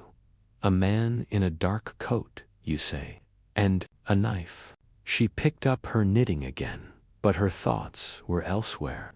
Weaving together the scraps of information she had gathered, the village of St. Mary Mead was small, and strangers were noticed. Victor Lang had been one such stranger, a man with no apparent ties to the village, found dead on the church steps with a note that suggested danger. Now, another stranger, this dark-coated man, had entered the picture, and Miss Marple's instincts told her he was no mere passer-by. She recalled the map found in Victor's suitcase, with its marked locations across England, and the locket, with the photograph of a woman, possibly Emily West. The threads were beginning to form a pattern, but it was still too faint to discern clearly. That evening, Miss Marple decided to take a stroll to the village square. The air was cool, with a hint of autumn crispness, and the street lamps cast a soft glow over the cobblestone paths. She wore her usual tweed coat and a neat hat adorned with a single feather, her appearance unassuming yet purposeful. As she passed the church, she paused, her eyes scanning the shadows where Mrs. Tuttle had seen the mysterious figure. The churchyard was quiet now, the gravestones standing like silent sentinels under the moonlight. Miss Marple's gaze lingered on the spot where Victor had collapsed, the note clutched in his hand. What had he been running from, and who had been following him? Her thoughts were interrupted by the sound of footsteps. She turned to see Mr. Tuttle, the butcher, locking up his shop for the night. He was a broad-shouldered man with a ruddy face, known for his cheerful demeanor and tendency to linger over a pint at the Blue Boar. "Good evening, Miss Marple," he called, tipping his cap. "Out for a bit of fresh air?" "Good evening, Mr. Tuttle," she replied, her voice warm but with a hint of purpose. "I was just admiring the churchyard. It's such a peaceful place, isn't it? Though I hear it's had its share of visitors lately." Mr. Tuttle's face took on a knowing look. "Oh, you mean that business with the stranger? My wife's been talking about it non-stop. Says she saw a fellow in a dark coat hanging about the night that poor man died. Gave her quite a fright, it did." Miss Marple nodded, her expression one of polite interest. "So I've heard. And Cherry mentioned you sold a knife to a stranger recently. Do you think it could be the same man?" Mr. Tuttle scratched his chin, his brow furrowing. "Well, now, I hadn't thought of that. It was a few days before the man Mr. Lang, was it, turned up dead. This fellow came into the shop, quiet-like, didn't say much, wanted a good, sharp knife, paid in cash, and left quick. He was wearing a dark coat, come to think of it, and a hat that hid his face. But I didn't get a good look at him." "Did he say anything at all?" Miss Marple asked, her tone gentle but probing. "Perhaps why he needed such a knife." "Not a word," Mr. Tuttle replied, "just pointed to the one he wanted and handed over the money. I thought he might be a hunter or some such, but he didn't strike me as the sporting type. Too tense, if you know what I mean." Miss Marple thanked him and continued her walk, her mind racing. A man in a dark coat buying a large knife. Seen near the church on the night of Victor's death. It was possible he was merely a traveler passing through. But Miss Marple had learned long ago that coincidences were rarely just that. She recalled Dr. Haydock's suspicion that Victor's heart attack might have been induced by poison, a subtle method, one that a cautious killer might choose. A knife, on the other hand, suggested something more direct, more desperate. Rose, the dark-coated man, planning to use it, or had he already? The next morning, Miss Marple paid a visit to the vicarage, where Mrs. Harmonbunch, as everyone called her, was arranging flowers for the church altar. Bunch was a lively young woman, with a warm smile and a knack for getting to the heart of things, which made her one of Miss Marple's favorite confidants. "Oh, Miss Marple," Bunch exclaimed, brushing a stray petal from her apron. "I was just thinking about you. Have you heard about this mysterious man in the dark coat? The whole village is talking about it." "I have, indeed," Miss Marple said, settling into a chair in the vicarage's cozy parlor. "And I'm beginning to think he's more than just a village rumor.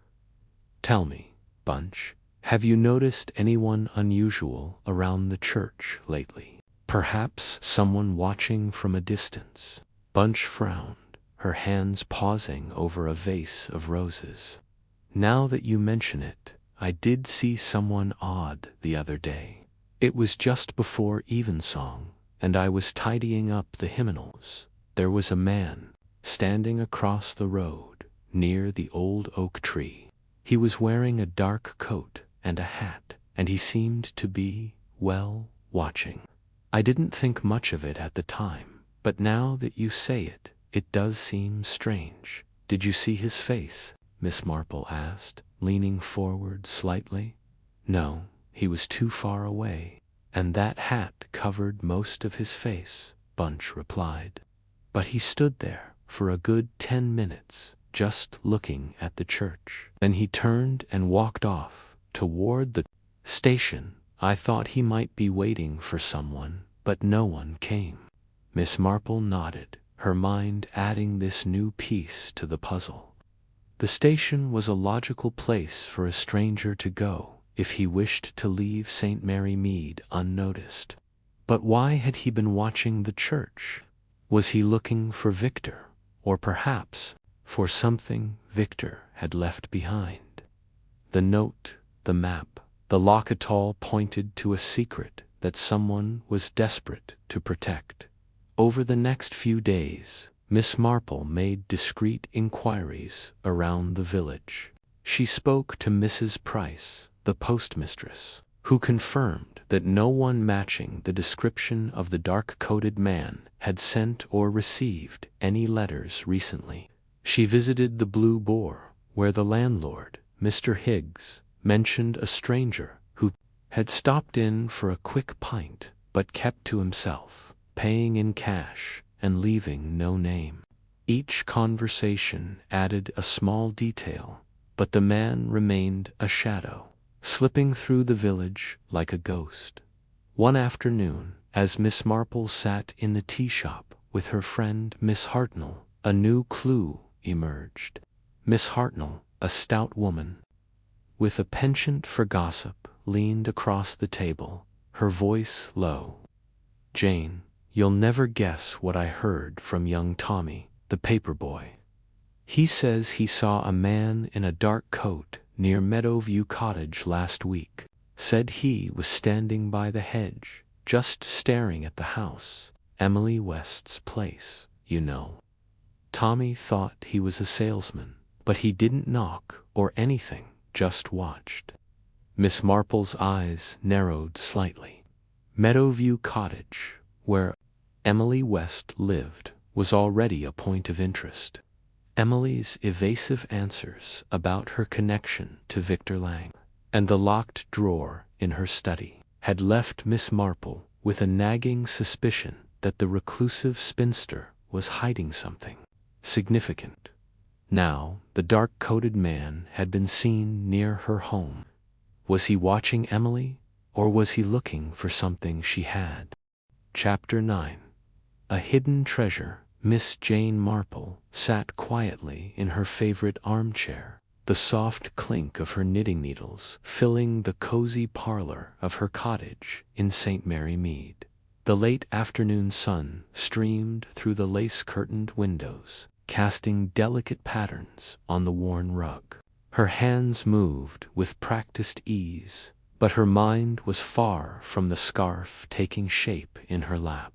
Instead, it was fixed on the locket she held delicately between her fingers, its tarnished silver surface glinting in the light. The locket had belonged to Victor Lang, the mysterious traveler whose death on the church steps had stirred the village into a whirlwind of speculation. Its inscription, "To V, from E, for our secret," had been nagging at her since she first read it. There was a story behind those words, and Miss Marple was determined to uncover it. The locket lay open in her palm, the photograph of a young woman inside staring back at her with an enigmatic smile. Miss Marple had seen many such keepsakes in her long life, each one a tiny capsule of memory, often hiding more than it revealed. The E in the inscription almost certainly stood for Emily West, the reclusive spinster who had admitted to knowing Victor years ago. But the phrase "our secret" suggested something deeper: shared history, perhaps a shared crime. Miss Marple's thoughts drifted to the map found in Victor's suitcase, with its cryptic markings, and the note clutched in his hand at the moment of his death. "Danger follows me. Trust no one." The pieces were beginning to fit together, though the picture they formed was still hazy. She set the locket down on the small table beside her, and reached for the cup of tea cherry her maid had brought earlier. The tea was cold now, but Miss Marple sipped it absently, her mind turning over the clues. Victor Lang had been no ordinary wanderer. The quality of the paper on which his note was written, the map's precise annotations, and the locket's careful craftsmanship all pointed to a man of purpose, perhaps even a man on the run. But from whom or what? As did Emily West's nervous demeanor when questioned about her past with Victor. There was something hidden, Miss Marple was certain. Her movements slow but deliberate, and crossed the room to the small writing desk where she kept her notes. Her nephew, Raymond West, often teased her about her old-fashioned methods, but Miss Marple found that putting pen to paper helped her think.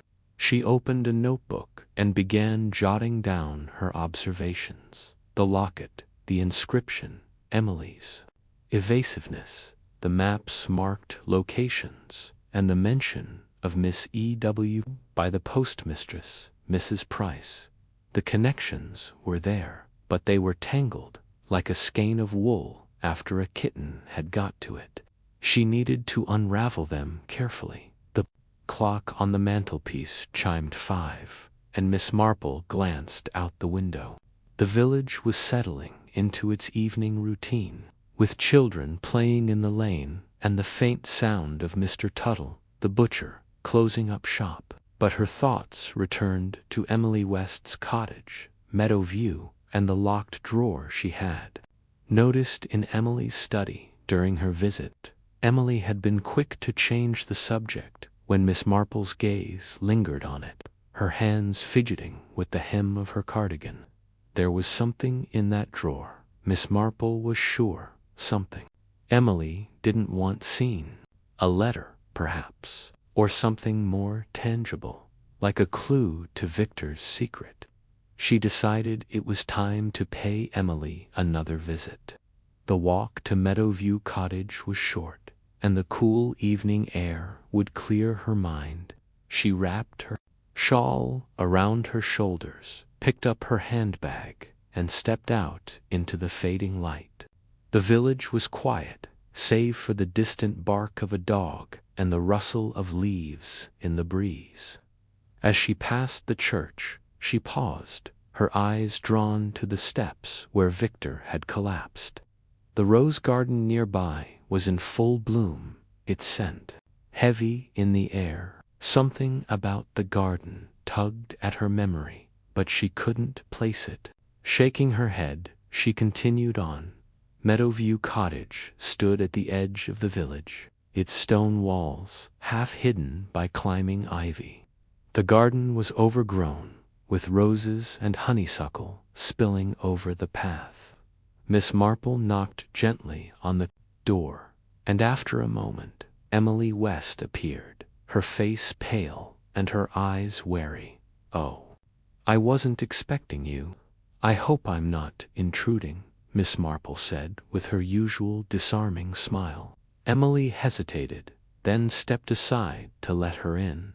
The cottage was tidy but sparsely furnished, with an air of faded elegance.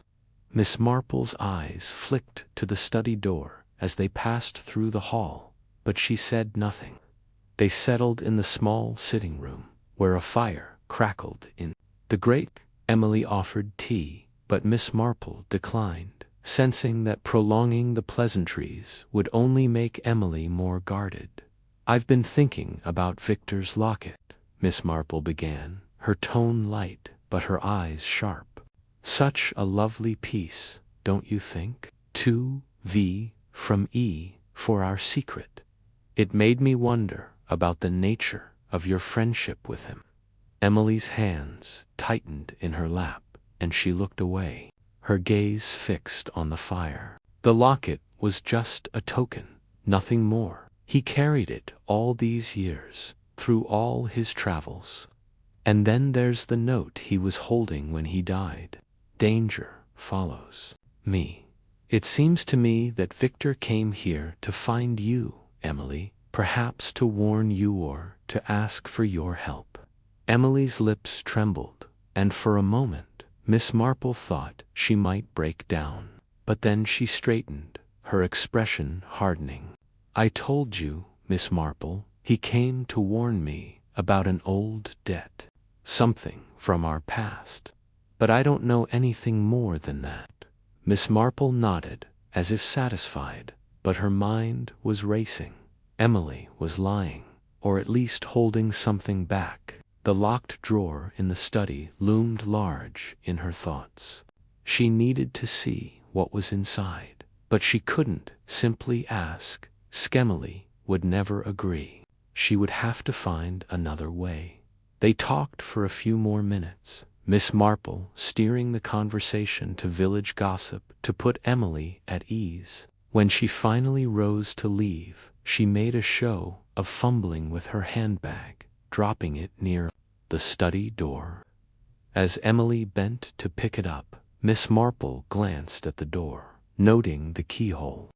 She thanked Emily warmly and stepped back into the evening. She couldn't break into Emily's cottage herself. That would be far too reckless, and besides, her knees weren't what they used to be. But she knew someone who could help. Mrs. Harmon, or Bunch, as everyone called her, was the vicar's wife and a dear friend. She was young, energetic, and, most importantly, discreet. Miss Marple rang the vicarage and arranged for Bunch to visit. The next morning, when Bunch arrived, her cheeks flushed from the walk, Miss Marple explained her suspicions about the locked drawer. "I don't like to pry, Bunch dear," she said, "but I believe Emily is hiding something that could explain Victor's death. If we could just take a peek inside that drawer, I'm certain we'd find answers." Bunch's eyes sparkled with excitement. "You want me to pick a lock? Oh, Miss Marple, you're full of surprises. I used to be rather good at that sort of thing as a girl, hairpins and the like. But are you sure it's all right? It's for the greater good," Miss Marple said firmly. "We mustn't let a murderer go free, must we?" Bunch agreed, and they devised a plan. Emily often went to the market on Tuesday mornings, leaving her cottage empty for an hour or two. They would slip in then, with Bunch handling the lock and Miss Marple keeping watch. It was a risky plan, but Miss Marple felt it was justified. Victor's death was no accident, and the truth was within reach. The next morning dawned bright and clear. Miss Marple and Bunch met at the edge of the village, their faces composed but their hearts racing. Emily's cottage was quiet, the windows dark. Bunch produced a hairpin from her pocket and set to work on the study door's lock, her fingers nimble despite the years since her last attempt. There was a soft click, and Bunch grinned. "Got it," she whispered. They stepped into the study, a small room lined with bookshelves and a heavy oak desk. The locked drawer was in the top right, its brass handle gleaming. Bunch worked her magic again, and soon the drawer slid open. With a faint creak dot inside was a small bundle of papers tied with a ribbon. Miss Marple untied it carefully, revealing a series of letters written in the same shaky handwriting as Victor's note. There was also a small notebook, its pages filled with cryptic symbols and numbers. But what caught Miss Marple's eye was a single sheet of paper, tucked at the bottom, folded tightly and sealed with wax. She broke the seal and unfolded it, her breath catching as she read the words. "The rose garden holds the key. Trust only. E." "The rose garden," Miss Marple murmured. "Of course." Bunch looked puzzled. "The rose garden? You mean the one by the church?" Chapter 10. The rose garden riddled the morning sun, cast a golden glow over St. Mary Mead, its light filtering through the ancient yews that guarded the churchyard. Miss Jane Marple sat at her breakfast table, her knitting needles resting quietly beside a half-finished scarf. As she sipped her tea and studied the scrap of paper she and Bunch had unearthed the previous evening, the words "Ashford's Vault" stared back at her, written in the same shaky hand as the fatal note found on Victor Lang's body. The tin, now sitting on her sideboard, gleamed dully, its contents a small brass key and that cryptic phrase burning in her mind like a puzzle begging to be solved. Bunch, or Mrs. Harmon, as the village more formally knew her, had been bubbling with excitement when they'd found the tin buried beneath the rose bushes in the church's garden. The garden itself was a place of quiet beauty, with its neatly trimmed hedges and vibrant blooms, but it had taken on a new significance after Miss Marple's conversation with Emily West. The coded letter hidden in Emily's cottage had pointed them to this very spot.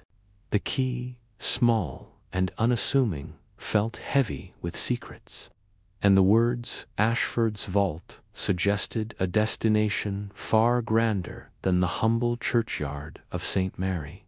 Mead. Miss Marple adjusted her spectacles and leaned back in her chair, her mind weaving through the threads of the mystery. The rose garden had been an unlikely hiding place, but Victor's collapse there, clutching his desperate note, made it clear he'd been trying to leave a clue. She pictured him, disoriented, frightened, staggering toward the church steps, his heart failing under the strain of poison or fear. The tin, buried shallowly beneath the roots of a particularly thorny rose, had been a last act of defiance against whatever danger pursued him. But what was the key for Why Ashford's vault? The answers, she felt certain, lay beyond the village in the grand halls of Ashford Manor. Bunch, "I think we must pay another visit to the churchyard this morning. There may be more to find." Bunch arrived promptly, her cheerful energy barely contained as she bustled into the cottage, her coat still dusted with morning dew. "Oh, Miss Marple, I couldn't sleep a wink last night. That tinnet's like something out of a novel. Do you really think there's more hidden in the garden?" Miss Marple smiled, her eyes twinkling with that quiet certainty that so often unnerved those who underestimated her. I think, my dear, that Victor Lang was a man who planned carefully, even in his final moments. The tin was no accident, and I suspect the rose garden may hold another piece of the puzzle. Shall we? The two women made their way to the church, a short walk through the village's winding lanes. St. Mary Mead was stirring with its usual rhythm. Mr. Tuttle, the butcher, waved from his shop window, and Mrs. Price, the postmistress, gave them a curious glance as she swept the steps of the post office. The map in his suitcase, the locket with its mysterious inscription, Emily West's evasions, and now this key all pointed to a secret that had cost a man his life. The churchyard was peaceful, the air thick with the scent of roses and freshly turned earth. The rose garden, tucked behind the church, was a small, circular plot surrounded by a low stone wall. Its centerpiece was a cluster of old-fashioned roses, their petals a vivid crimson against the green. Miss Marple knelt beside the spot where they'd found the tin, her gloved hands brushing away loose soil. Bunch, ever eager, joined her, her eyes scanning the ground for anything out of place. "Do you think he buried something else here?" Bunch asked, her voice hushed, as if the roses themselves might overhear. "Possibly. If he hid the tin here, he chose this spot for a reason. The rose garden is visible from the church steps, yet private enough to conceal a secret. Let's look for anything unusual, perhaps a marker or a disturbance in the soil." They worked methodically, their hands careful not to damage the roses. Miss Marple's sharp eyes noticed a patch of earth slightly more compact than the rest, near the base of a rosebush with particularly dense foliage. She gestured to Bunch, who dug gently with a small trowel borrowed from the vicarage. After a few moments, the trowel struck something hard, a flat stone, no larger than a dinner plate, buried just beneath the surface. "Una!" Bunch exclaimed. The stone bore a faint etching, almost worn away by time, a simple rose with a cross beneath it. Miss Marple's lips pursed in thought. "A marker," she murmured, "not for the tin, but for something else. Victor must have known this was here. Perhaps he placed the tin nearby to draw attention to it." Bunch frowned. "But what does it mean? A rose and a cross sounds like something religious, doesn't it?" "Perhaps," Miss Marple said, her mind racing. "But I suspect it's more specific. The rose is a symbol, yes, but it's also a clue. The words 'the rose garden' in Emily's letter weren't just about this garden, they're about this stone and the cross. It might point to a direction or a place. We need to consider Ashford Manor again. The vault mentioned in the note is likely there, and this stone may be telling us where to look." They carefully replaced the stone, marking its position with a small stick to avoid drawing attention.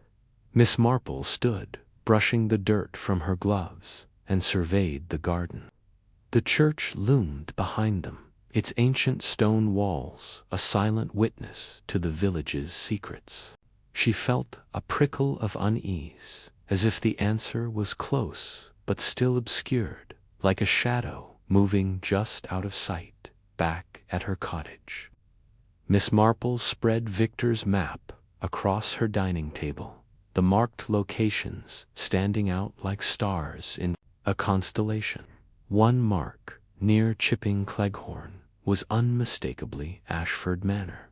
She traced her finger along the lines, noting a small sketch in the Margina rose, identical to the one on the stone.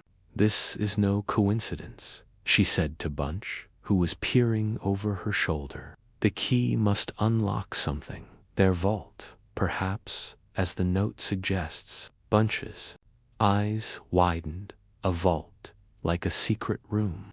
Oh, Miss Marple, this is thrilling. Do you think it's hidden in the Manor's cellar or something? Miss Marple chuckled softly. Not quite so dramatic, perhaps, but certainly hidden. Lord Ashford, mentioned Victor, inquiring about an Egyptian statuette, and Clara seemed uneasy when we visited. I suspect the vault is where the statuette is kept, and Victor's death is tied to it. We must return to the Manor, but we'll need Sir Henry's help to arrange it discreetly. The journey to Ashford Manor was arranged swiftly with Sir Henry, Clithering proving as reliable as ever. He met Miss Marple and Bunch at the Manor's gates the following day, his expression a mix of curiosity and amusement. The Manor was as imposing as Miss Marple remembered. Ivy-clad walls and tall windows exuding an air of faded grandeur. Lord Ashford greeted them in the drawing-room, his manner polite but strained. "I don't know what you expect to find," he said, pouring tea with a slightly unsteady hand. "Victor Lang was here, yes, but he was asking about some old Trincata statuette, I believe. I told him it was sold years ago." Miss Marple's eyes narrowed slightly, but she smiled. "Of course, Lord Ashford, but I wonder if we might see the gardens. I've heard they're quite lovely, especially the rose-beds." Lord Ashford hesitated, then nodded. "Very well, Clara can show you. She's fond of the gardens." Clara, pale and nervous, led them outside, her eyes darting to Miss Marple, as if trying to gauge her intentions. The Manor's gardens were expansive, with neatly trimmed hedges and a formal rose garden that rivaled the one at St. Mary Mead's church. Miss Marple walked slowly, her cane tapping the gravel path, until she stopped at a circular bed of roses near a stone fountain. The roses here were older, their stems thick and gnarled, and at the center was a low stone marker, almost identical to the one in the churchyard. "Clara, dear," Miss Marple said gently, "do you know anything about this stone? It's quite unusual." Clara's hands twisted together. "It's just a marker. Father said it's been there since the Manor was built. Something about the family crest, a rose and a cross. The similarity to the churchyard stone was too precise to be coincidence." She knelt, pretending to admire the roses, and noticed a faint seam in the stone, barely visible unless one knew to look for it. "Bunch," she whispered, "help me move this. I believe we've found our vault." With Sir Henry's assistance, they carefully lifted the stone, revealing a shallow recess beneath. Inside was a rusted metal box, its lock matching the brass. "Key from the churchyard, tin." Miss Marple's heart quickened as she inserted the key and turned it, the mechanism clicking smoothly despite its age. Inside the box was a velvet pouch, and within that a small Egyptian statuette figure carved from obsidian, its eyes glinting with inlaid gold. Bunch gasped. "Is that it? The statuette Victor was after?"